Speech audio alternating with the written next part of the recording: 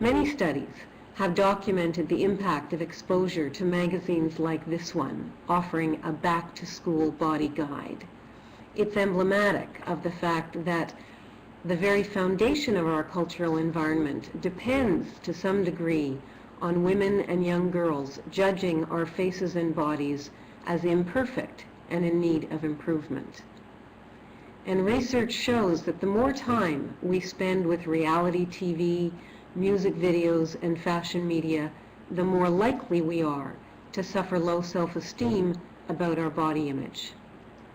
Psychologists call this the discrepancy theory, referring to the widening gap between images we see in the media and the ones reflected in our mirrors.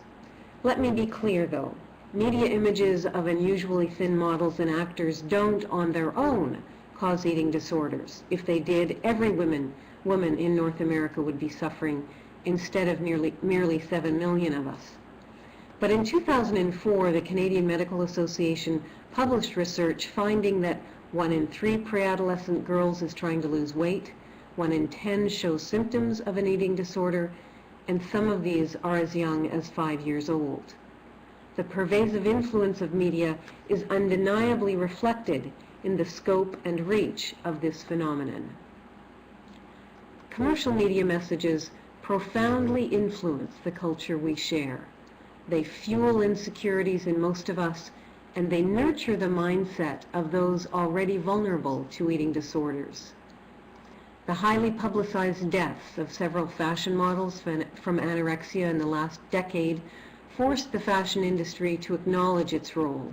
The resulting dialogue, although long overdue, represents a window of opportunity for real and lasting change. And the backlash against exaggerated artificiality has inspired a number of interesting developments. Dove's campaign for real beauty is clearly one of these, and it should be saluted. The success of More magazine, which targets and profiles women over 40, is another.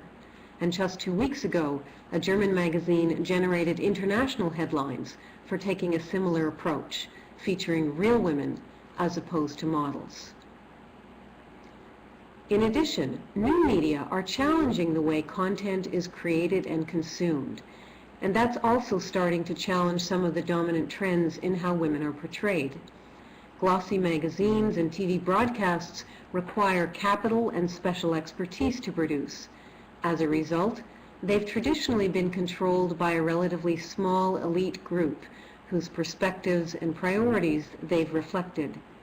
Dependent on advertisers, mainstream media content is hugely influenced by the need to attract a large or affluent audience, and the communication has been almost entirely one way.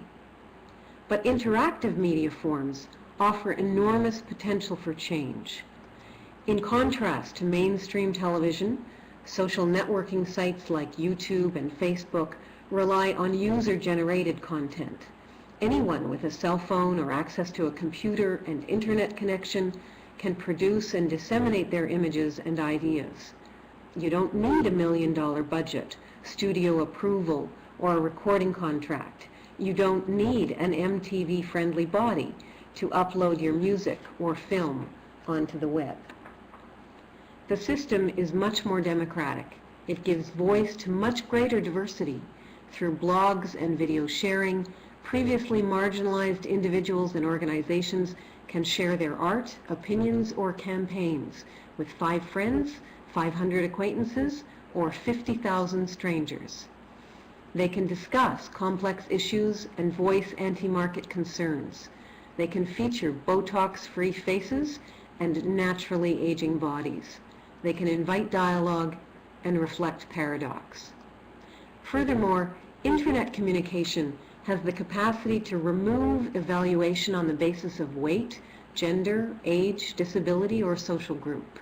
As a result, users can sometimes experience a degree of autonomy and power not accessible in their day-to-day lives. To put this potential in perspective, YouTube produces more hours of programming in 6 months through user-generated content than ABC did in its first 60 years. Of course, It must be admitted that a lot of what's on YouTube is banal and unwatchable, but one of the reasons for the social network's success is the attachment that its community has to authenticity. Given how supremely unrealistic and artificial the image of woman has become in advertising especially, this is great news. At the same time, some aspects of interactive media are deeply concerning. More and more, our online information trails deliver our personal information to people and organizations who don't have our best interests at heart.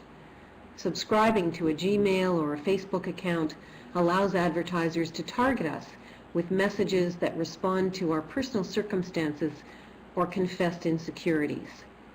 Last year, a Washington Post reporter, Rachel Beckman, wrote, "My Facebook page called me fat."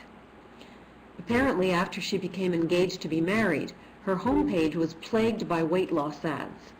Facebook had decided that as she was shopping for a wedding dress, she must be looking to lose a few pounds.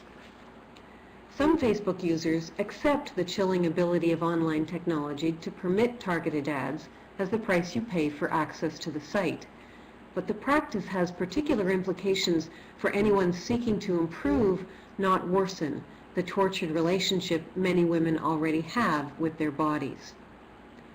Social networking sites have also given new life and reach to pro-anorexia groups that treat eating disorders like lifestyle choices and normalize the behavior as common and healthy.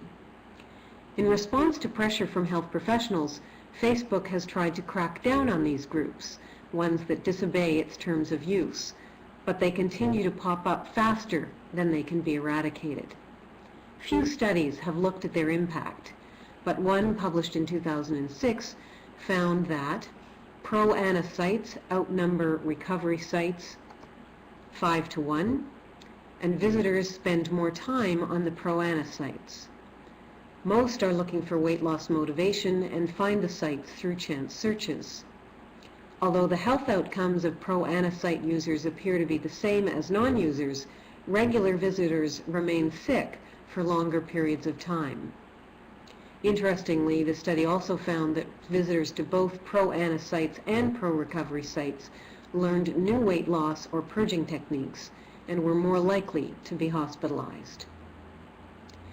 Even for students not suffering from an eating disorder, social networking media can be problematic. Sitting at home in front of a computer is different than confronting someone in a schoolyard. As a result, high school administrators say that many students participate in the kind of name-calling and harassment they would never dream of doing face-to-face, and its reach occurs around the clock.